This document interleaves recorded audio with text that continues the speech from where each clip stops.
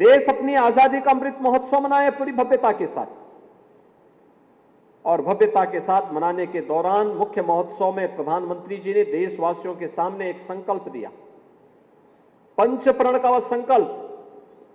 पंचप्रण का संकल्प कहां से शुरू होता है?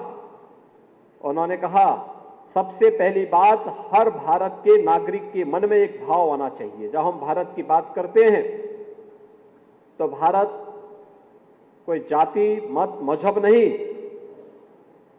भारत 140 करोड़ लोगों की एक आवाज बननी चाहिए।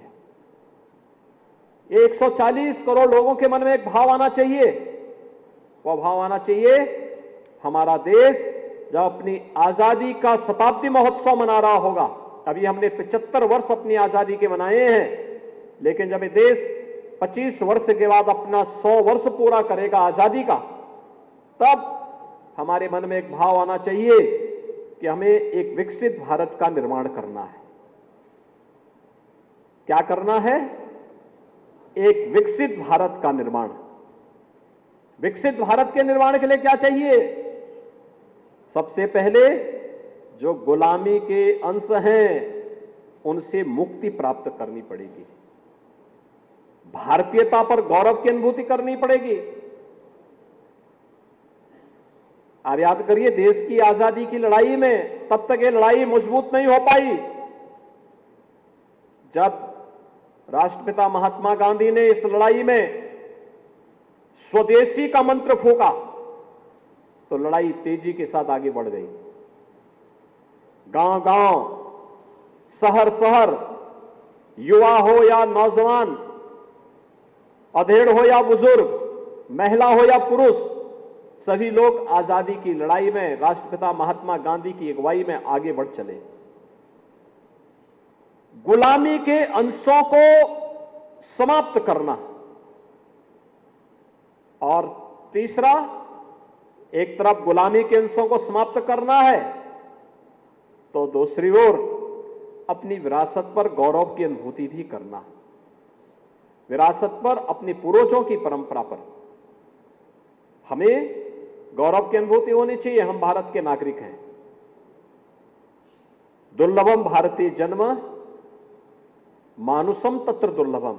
जिस भारत के बारे में दुनिया के प्राचीनतम ग्रंथों में से एक महाभारत में इस प्रकार की व्याख्या की गई हो, इस प्रकार का उल्लेख किया गया हो, उस भारत में जन्म लेना हम सबके लिए गौरवशाली होना चाहिए, और हर भारतवासी को इस पर गौरव की अनुभूति करनी चाहिए कि दुनिया को सबसे प्राचीन ग्रंथ के रूप में ऋग्वेद हमने दिया, हमारे पूर्वजों ने दिया, हमारे ऋषि मुनियों ने दिया।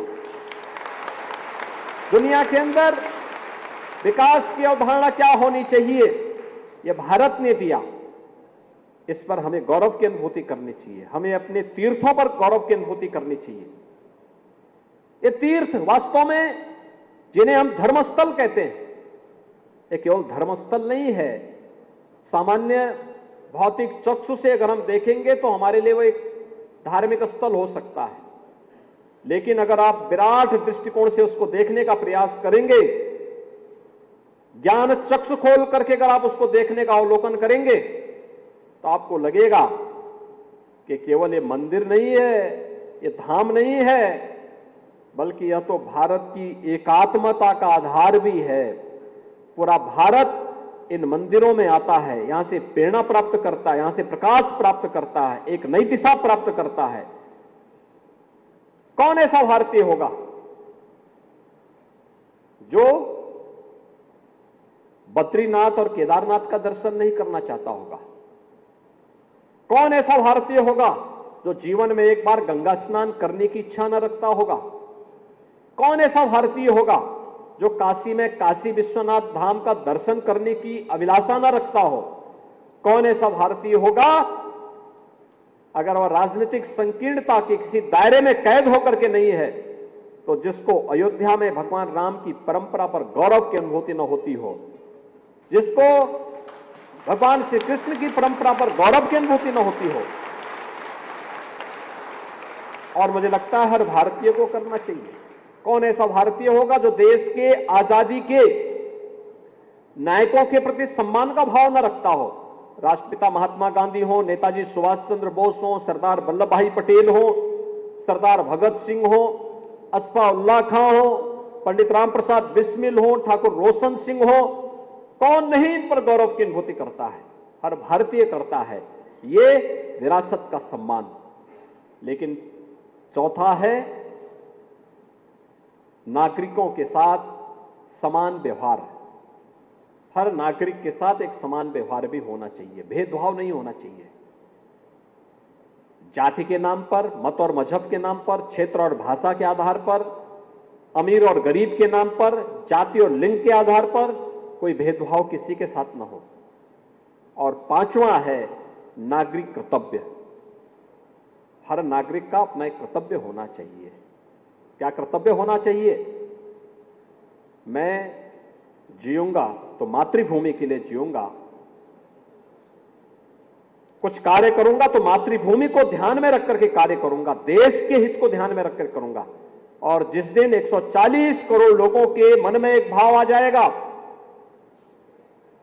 कि हमारे लिए नेशन फर्स्ट, देश प्रथम का यह भाव जिस दिन 140 करोड़ लोगों के मन में आ जाएगा, उस दिन भारत को दुनिया की सबसे बड़ी ताकत बनने से कोई ताकत रोक नहीं सकती है। और आज की ये संगोष्ठी उसी नागरिक कर्तव्य के साथ, प्रधानमंत्री जी के पंचप्रण के साथ आपको जोड़ते हुए उसी नागरिक कर्तव्य के साथ जोड़ने का आह्वान कर रही है। हम भी अपने दायित्व का निर्वहन करें। हर व्यक्ति जो जिस क्षेत्र में है, जिस फील्ड में है, वह अपने दायित्वों का निर्वहन करेगा तो स्वाभाविक रूप से हर एक क्षेत्र में हर व्यक्ति अपने अपने कर्तव्यों का पालन करे। एक छात्र है, अच्छा पढ़ाई करे, प्रयास करे, अपने पाठ्यक्रम को नियमित रूप से अध्ययन करें, अपनी पाठ्यक्रम के साथ साथ खेलकूद की गतिविधियों में भाग लें, देश और दुनिया की जानकारी भी लें। एक भाव उसके मन में आना चाहिए, आनो भद्रा कर्तो यंतु विश्वत, यानी ज्ञान की धाराएं जहां से भी आ सकती है उसको लेने का प्रयास एक विद्यार्थी का धर्म होना चाहिए, यही उसका कर्तव्य है। एक युवा रोजगार के लिए जा रहा है, अगर कहीं भी उसको नौकरी या रोजगार मिलता है तो पूरी तन्मयता के साथ अपने दायित्वों का निर्वहन करते हुए उस कार्य को पूरा करें। एक शिक्षक अध्यापन के साथ तो जुड़ता है, लेकिन अपने अध्ययन के क्रम को बाधित भी न होने दे।